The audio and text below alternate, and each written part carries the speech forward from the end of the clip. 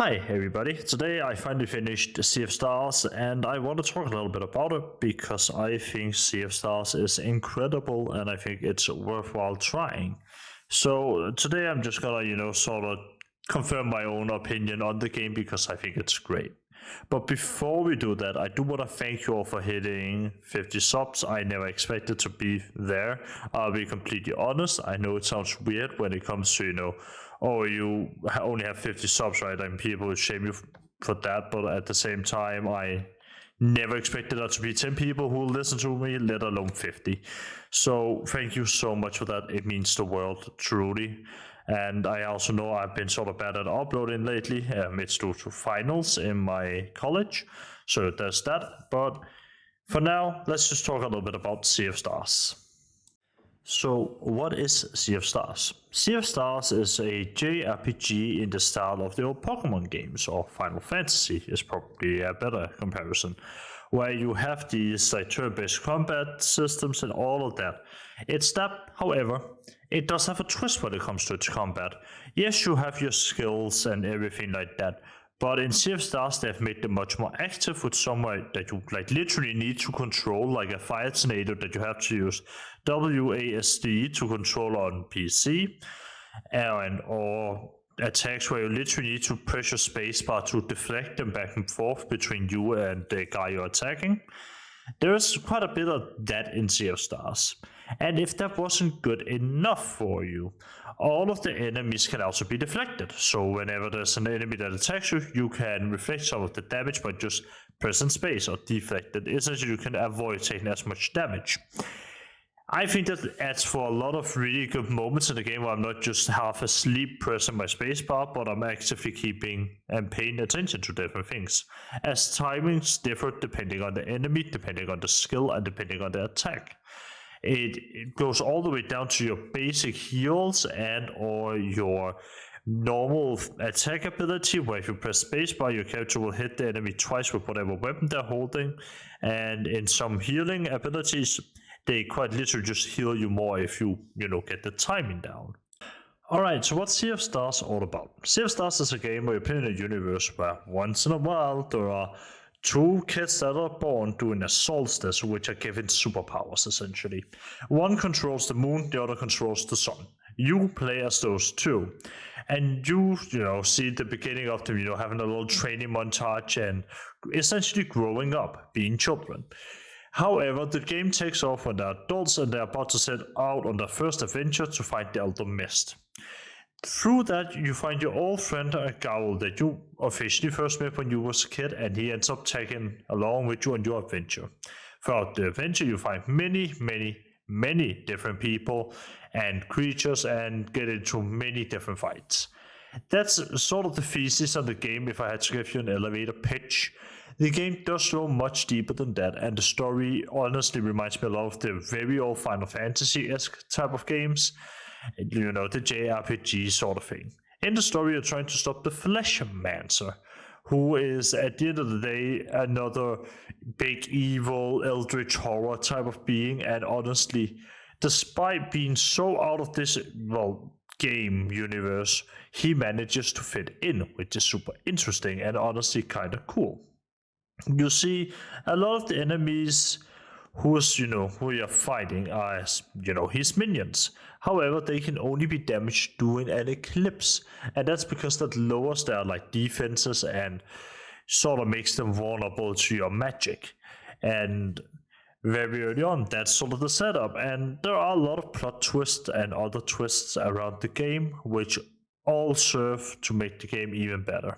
This game ran for me about 40 hours until I got the true ending, and that was one playthrough where I found and did mostly everything.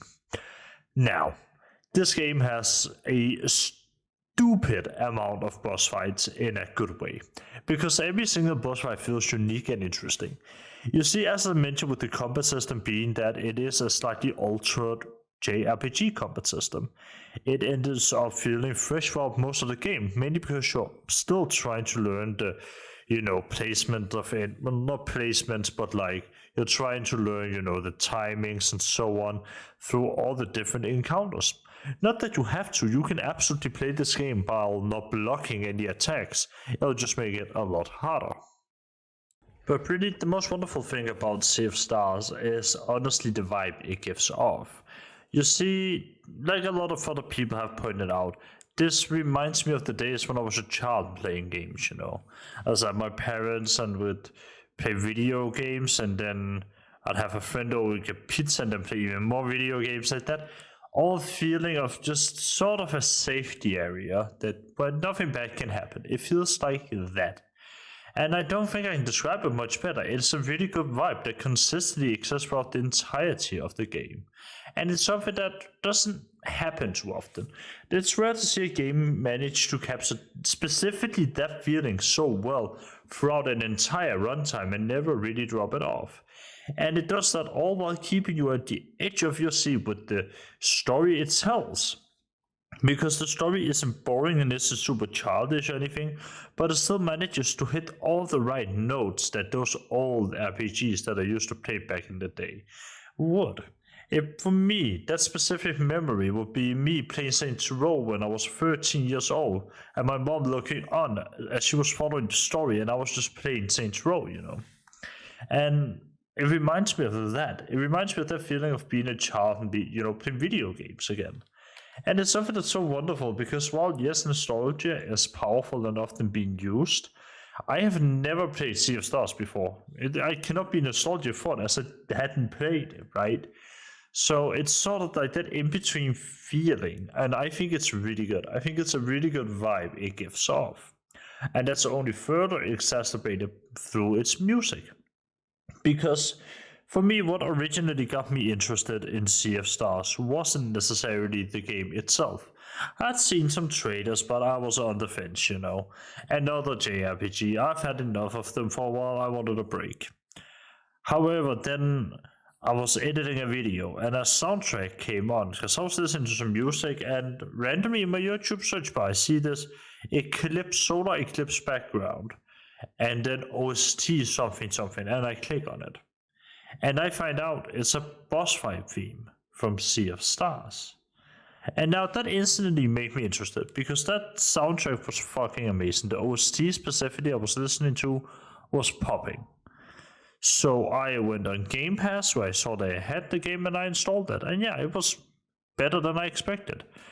And I'll be completely honest, for me, this is probably one of the goodies. I think this is a goated game. I really do.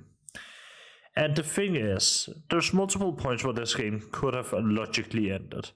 And that's mainly because there are places where the narrative feels like it's sort of ready to end, but then they extend it. And usually when a developer extends the narrative of a game, it ends up in a not so good way, you know, it ends up being boring or dragging out. Sea of Stars manages to do exactly that, but not drag it out.